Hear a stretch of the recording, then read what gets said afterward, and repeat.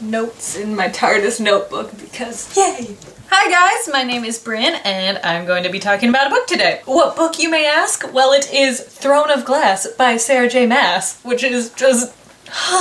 Can we just appreciate this cover? Selena's there and she's just has these swords, and then you turn it around and it's like still the same pose, it's just the backside of her and she's wearing a fancy dress.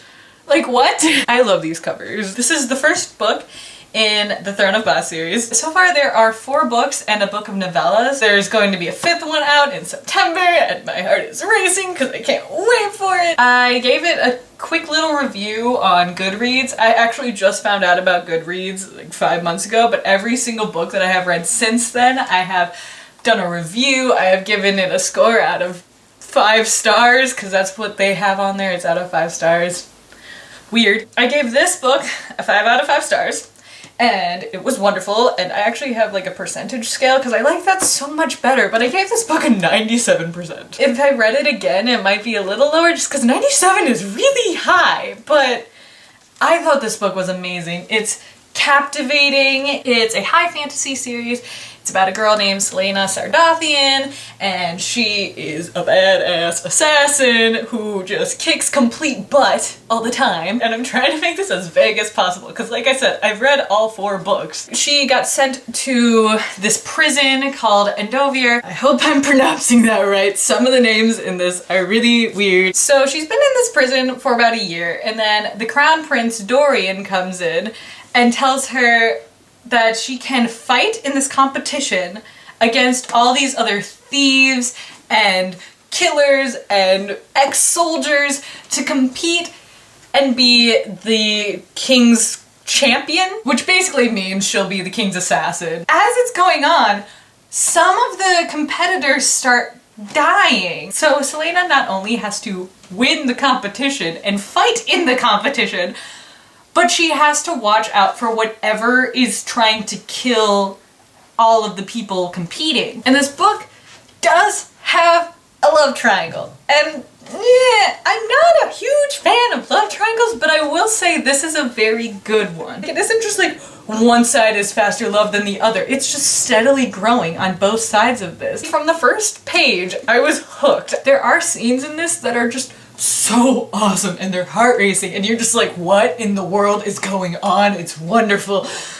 Even those little moments that aren't fast-paced fight scenes, they're still so interesting and they get you more into the characters. Speaking of the characters, holy crap. Like, Selena, she is so full of contradictions. And not even just her, but there's like Kale and Dorian and even Coltane is a little developed. And Nehemia, she's just...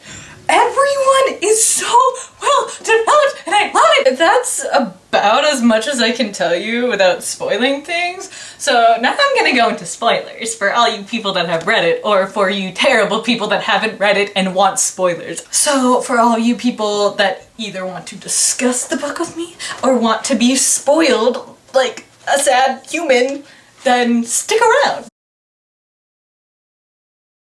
So for the spoilers, I'm basically just gonna go into random things about this book, and if they're out of order, I am not sorry. First off, I am going to flat out say that I am Team Solorian. Like, I know people are like, Kale is just beautiful and he's wonderful and but in this book, Kale looks at her and only sees a killer. She's so pretty, but you know what? She's an assassin. And then Dorian sees her, and yes, he realizes that she's an assassin. I mean, otherwise he wouldn't have picked her to be his champion slash competitor person. But he also sees her as this beautiful person that has so much depth to her. They connect over so many things, like they're both book lovers. Like the part where Kale tells her she can't go into the library or take out books, and so she stinking writes to Dorian saying like, I'm sorry to inconvenience you, but can you give me permission to have some books? And his response is sending her a crap ton of books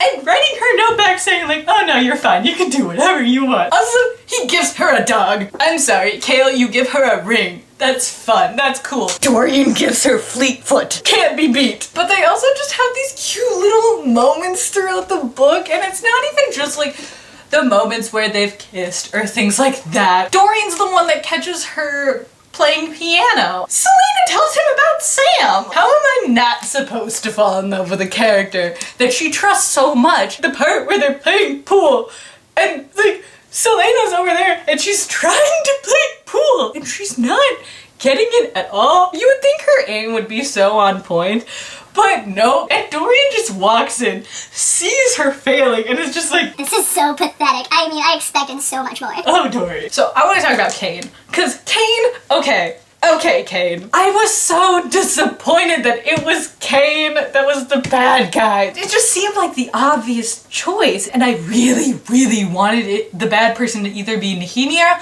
or Knox or someone else. I just didn't want it to be him because I was like, this is too easy to guess. And speaking of Knox, I wanted so much more of him. Not only was she helping him, but he was helping her.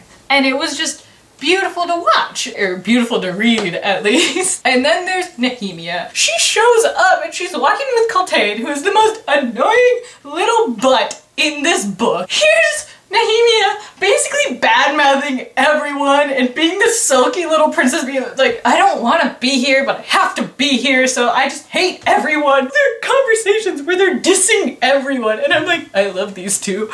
I love their friendship so much. It also kind of was really cool how she seemed to know about Queen Elena. And I loved Queen Elena. She comes in and she's like a motherly figure, but she has a little spunk to her. When she kind of sneaks into Selena's room when Selena's sleeping. Well, she can't really sneak. She's a ghost. Weird. Selena she doesn't know who it is, so she just gets ready with her little makeshift knife that's literally needles and soap. You just hear Elena going, okay, that's a little pointless. I mean, that's not gonna do anything. Selena's saying thank you to Elena for saving her, and Elena just goes, blood ties can't be broken. And I'm like, blood ties? Wait, is she like your descendant or something? Are you Selena's ancestor? And then there's the whole thing with like the Duke and the King and all of the bad stuff going on. We wanted Kane because we could control him. You're controlling him? And yet he's controlling the Ritteracks and the word marks is, wait, so that's you? You guys know about this? And then there was Coltane's headaches. I honestly thought that the Duke was putting something in her drinks because she would always, or like because she smoked. I thought that he was putting some sort of powder that gave her these headaches. Can we talk about Selena's girliness? The first time she wears a dress in the book, she's just like, oh my gosh, I love it. I mean, I need to like fill up a little more, but she will just analyze people's outfits. It's not in season. It's not the new style. You've been in Endovir for like a year and somehow you know the styles. She's such a little girly girl at the same time as being crazy killer. That's the Selena I want to see. That's the one that I'm just like drawn to. So that's about it for this book that I can really say without going into the rest of the series. So I'm not really going to be like making guesses as to what happens in the second book because hey,